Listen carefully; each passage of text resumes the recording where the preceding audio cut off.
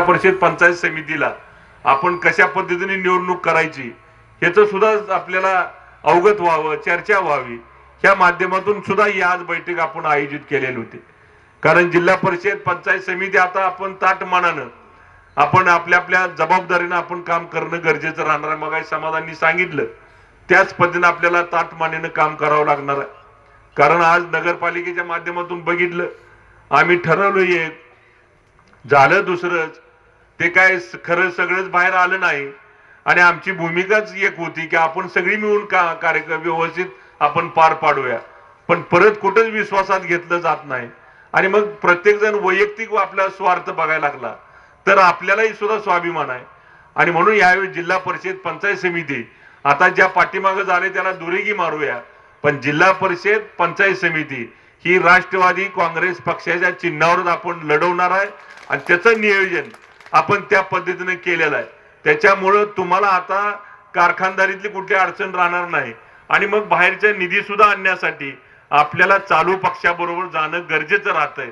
ग्रामीण भागातला आता परवा दिवशी सहज मी तटकरे ताईंना भेटलो आणि तिथे याद्या करायचं चालू होतं आणि मग त्यांच्या अंगणवाडीच्या माध्यमातून मी आपल्या गावातल्या तालुक्यातल्या सगळ्या जवळजवळ 32 अंगणवाड्याला जवळजवळ 1,65,000 प्रत्येक अंगणवाडीला गावात कुठं 2 असतील, कोण एक असेल, तिथं राज्य सरकारचा निधी, महिला बाल कल्याण विकासाचा निधी प्राधान्यानं आणण्याची जबाबदारी त्या टायमाला पार पाडली. आणि त्यामुळं आपले कुणाची कामं सदासजी होतात. मगाशी आम्ही शेतकरी संघटनेच्या माध्यमातून तिथं बैठकीला आम्ही उपस्थित राहिलो. समाधान पाटील साहेबांना आम्ही म्हणत होतो की आता मी 3,050 रुपये दर केलाय, कोंड मी फोडायचं काम केलेलं आहे. तुम्ही आता उपोषण सोडा, आपण सगळ्या कारखान्याला ऑटोमॅटिकच आपल्या मागे यावं लागणार आहे, तेवढा दर ऑटोमॅटिकच द्यावा लागणार आहे. आणि म्हणून ते म्हटले नाही तुम्हाला साखर आयुक्तांना बोलावं लागेल.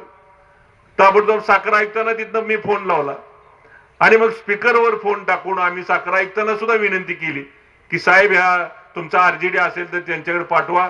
आणि सगळ्या कारखान्याला, तर ते म्हणले लेखी त्यांना देता येत नाही कारण FRP चा कायदा आहे, आपण FRP पेक्षा जास्त दर देतोय. आज हा कारखाना FRP पेक्षा जवळजवळ 700-800 रुपये ज्यादा दर देण्याची जबाबदारी आपण सहकार शिरूरच्या माध्यमातून पार पाडतोय. आणि मग साखर आयुक्तांना तसं लेखी देता येणार नाही, पण त्यांनी तोंडी सांगण्याचा प्रयत्न केला आणि मग आम्ही त्यांची समजूत काढण्याचा प्रयत्न, उपोषणकर्त्यांचा प्रयत्न, आम्ही समजूत काढण्याचा प्रयत्न केला. पण तरी पण ठीक आहे म्हणले, आम्ही संध्याकाळपर्यंत चर्चा करतो. म्हणजे सांगण्याचा उद्देश एवढा आहे की आपण सरकार बरोबर असलो की असे सगळे निर्णय आणि सगळ्या बरोबर बोलता येते, डायरेक्ट काम आपल्याला सांगता येते.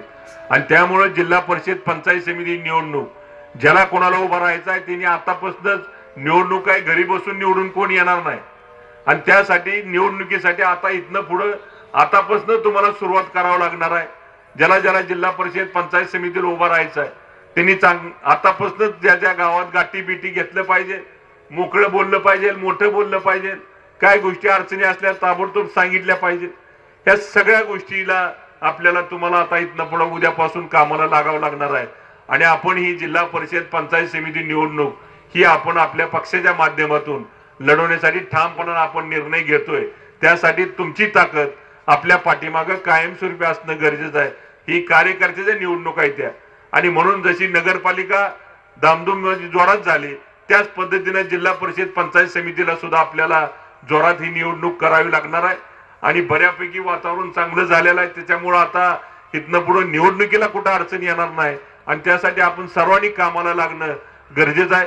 एवढीच विनंती या निमित्तानं करतो. आपण थोड्या वेळात आला त्याबद्दल मी आपल्या सर्वांना मी अगदी मनापासून धन्यवाद देतो. आणि बाबतची कुठलीही अडचण, तुम्हाला कोणाची अडचण अजिबात येणार नाही. स्टाफ आमचा जवळजवळ 2 शेती अधिकारी आहेत आणि त्यांच्या हाताखाली स्टाफ भरपूर आहे, त्याच्यामुळे तुम्हाला